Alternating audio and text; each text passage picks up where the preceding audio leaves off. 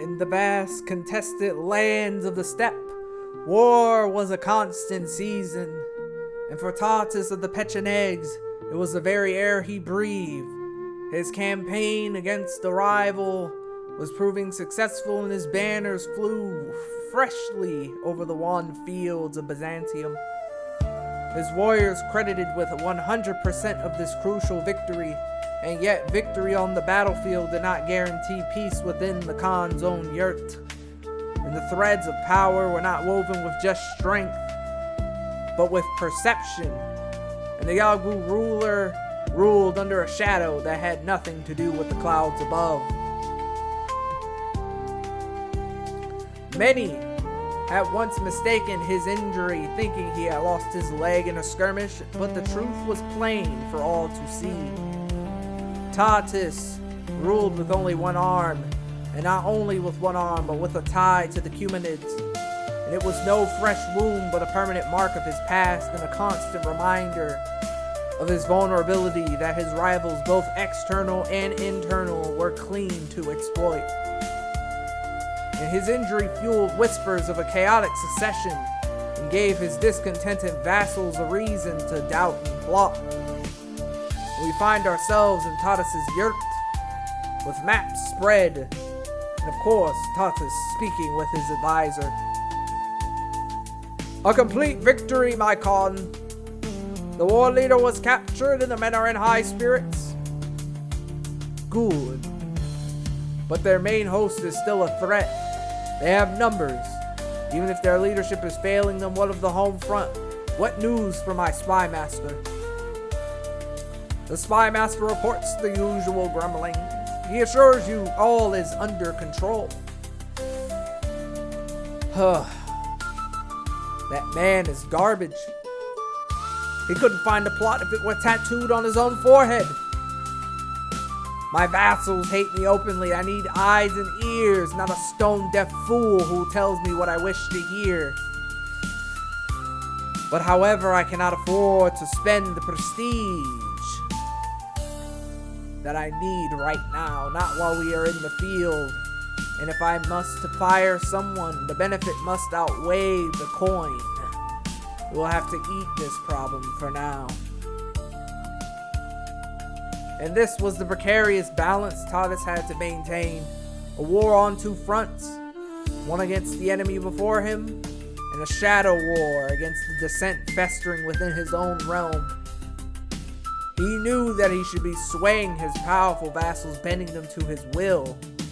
But some were so entrenched in their hatred that there was no hope of negotiating their obedience. Tatus was a man that lacked awe-inspiring dread, and of course this was the result of his maiming. A one-armed Khan in the brutal steppes was a wounded wolf. He was still dangerous, but an inviting target for the bold. But Tatus possessed of a hunter's cunning, and he would choose his moment to strike precisely because he knew when the opportunities would arise. The forces that he would target would of course be caught in either a disastrous war against their own rebellious subjects, on the verge of losing their own territories in the land of Hungary, or in the lands of Byzantium to the south. He's too busy losing his own kingdom to pay attention to me as I siege, and his strength is my weakness. We will continue to bleed. What of our prisoners and the war leader's son? What is the ransom he offers for his descent? My liege, an offer has been made. How much should we gain? 88 gold pieces. 88? Let's see here in our reigns. The agreed price was 100, and there is no way I will accept that. They will not cheat me. Do I look like a man who gives discounts on the spoils of my loot? And I want my full 100 gold and not this insulting pittance. It was not merely about the 12 pieces of gold, it was about respect and projecting an image of unwavering strength to his vassals, proving that even with one arm he would not be shortchanged or strong-armed. Every coin, every sign of deference was a brick in the crumbling wall of his authority. Send the messenger back and tell them the price is the price, and the prisoner will remain until the full sum is delivered, and let him contemplate his father's stinginess in our finest chains. And as the advisor exits, Tatus remains with the weight of his decisions, and he looks at his single hand and flexes his fingers. On to the next. I think we'll need to host a feast or a hunt to remind our people of our prosperity and my right to lead. But of course, raiding must come first, and we must make Byzantium pay every last coin.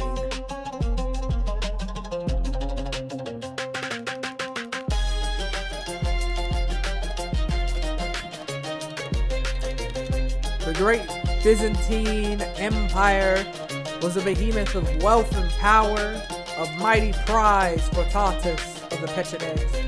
Its sprawling borders were not a wall but a treasure chest waiting to be cracked open, and his raiders swept across the Byzantine frontier, testing defenses, looting towns, and gathering spoils. The venture was very profitable, and though the empire had legions, they were vast and slow to respond, leaving their fringes vulnerable to the swift attacks of the steppes. And yet, as Tatus stripped wealth from the edge of the civilized world, he knew a rot was spreading in the heart of his own domain. Success abroad meant absence from home, and absent, his disloyal vassals were more than willing to exploit.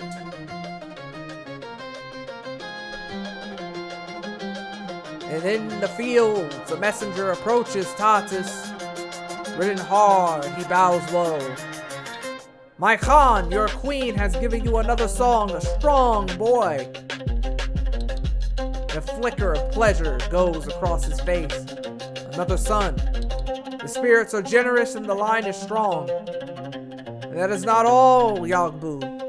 Another daughter has been born to you as well, and another after that. Your yurts are blessed with life. Good, very good.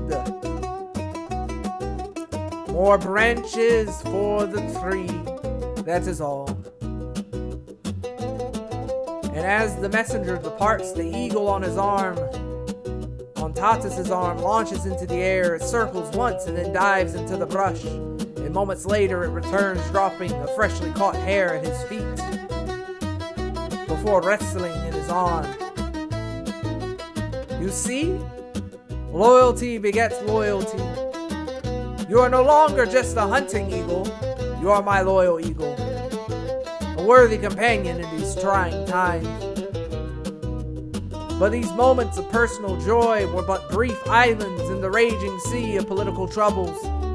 The stubborn negotiations over the high-value prisoner ended, and continued to be but a thorn and a constant test of his resolve.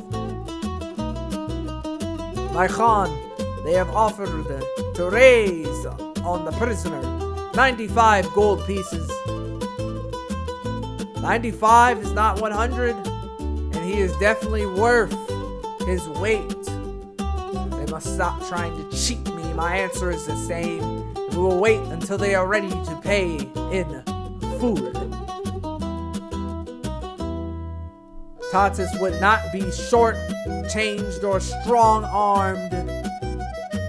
His authority was resolute, and it was being undermined back at home. My Ugbu, a raven arrives from the home camp, and the news is grim. A faction is forming. They are united, and they are prepared to issue an ultimatum to disable your kingdom. I knew it. They do not fear me, and they see weakness. They see a one-armed king away on a campaign, and they think their moment has come. They will demand concessions, my Khan. To refuse is to invite open rebellion, and to accept will cost us dearly. I cannot afford to lose what I have built, and especially not losing renown. These my own people, they challenge me while I am out here securing the wealth that strengthens us all. Those cursed Christians. And a new disease was also said to be cropping up in the distant lands, another worry to be monitored. And in this desperate moment, Yagbu Tatus' gaze fell upon the reports detailing the birth of his children. And they were no longer just sons and daughters, but they were alliances waiting to happen. The Seljuks have many sons. They are of a different faith, my Khan. Such a match would never work. This is why we cannot truly ally with those to the south. But what of the Asharis? They have thousands of men. They are distant, but an alliance is an alliance. He may accept my daughter's hand. We will lead the match. But alas, again, it encroaches upon the faith. The mind of the Yagbu was a whirlwind of calculations, and his raids on Byzantium were successful filling his coffers, but that absence allowed the rebellion to fester. His eyes, of course, were turned on the map, and his gaze sweeping past Byzantium and Hungary, already identifying his next target, the next source of wealth to fund the inevitable civil war. The irony. The external enemies, the great settled empires, were proving to be a manageable resource to be plundered. And it was his internal enemies, his own people, who threatened his very existence.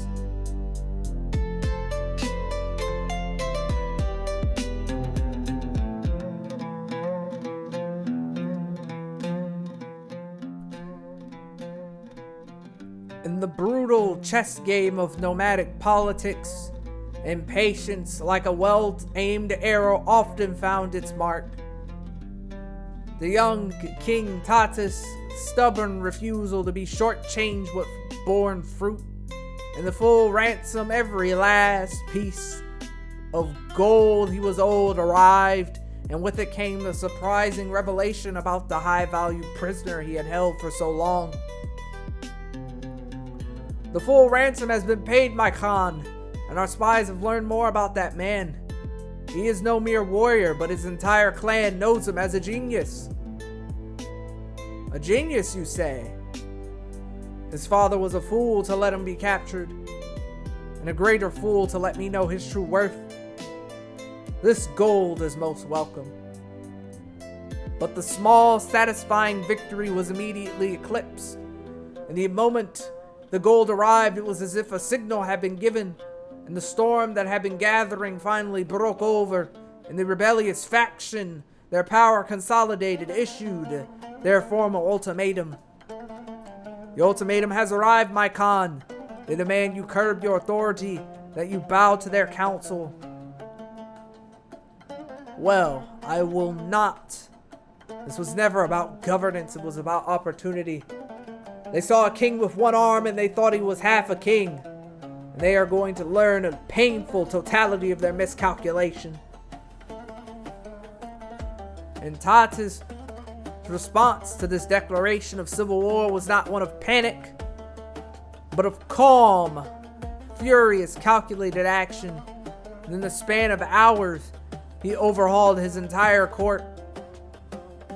And it was desperate and expensive gamble to consolidate every ounce of power and expertise available to him.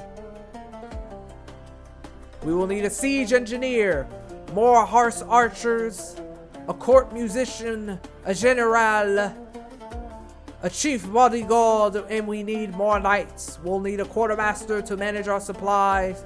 The position will pay for itself. And a keeper of the horse to increase our herds and strengthen our men.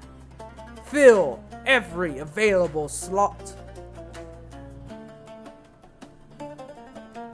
It was a large whirlwind of appointments, but with every new title, it was a drain on its coffers, and the treasury, once bolstered, was beginning to bleed gold. It was a price he was willing to pay for survival, and he immediately put his court to work. Emissary, Go to my vassal Abak. We may have no special relationship, but he is a man of reason. I must befriend him, and I need his loyalty now more than ever.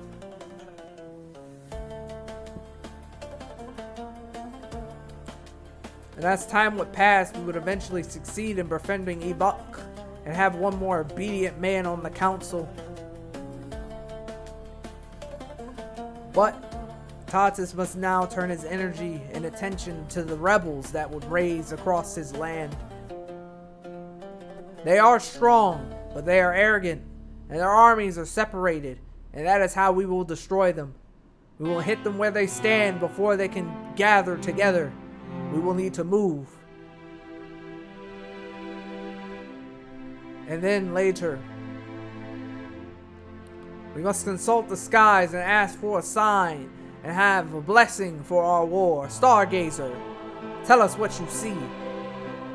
And he waited for a sign from the heavens, for a portent victory from the Tenguri. But the sky was silent, and Tatus was on his own. The many battles of the Pecheneg Civil War were chaotic and brutal. The rebel army was confident, but Tatus, of course, was a whirlwind of focused fury. His loyal eagle, a blur of feathers and talons, fought alongside him, but was weakened in the fray. And yet, at these critical moments, Yagbu's tactical genius was honed over the years of warfare, and he executed flawless maneuvers and enveloped his enemies. They are broken, run them down. Do not let them escape. The rebel forces shattered, and Tatus would of course stand victorious in the end of this blood-soaked war. It was the first challenge to his throne decisively crushed, and as he looked at the carnage, he knew this was only the beginning, that the rebels would not be put down, and his treasury was of course draining, and his realm a mess. But he had proven a point. With but one arm, he would meet any challenge and throw it back in their faces. And he was not the weak link that they had imagined, but a mighty Khan forged in blood. And he would see war through its bitter, bloody end.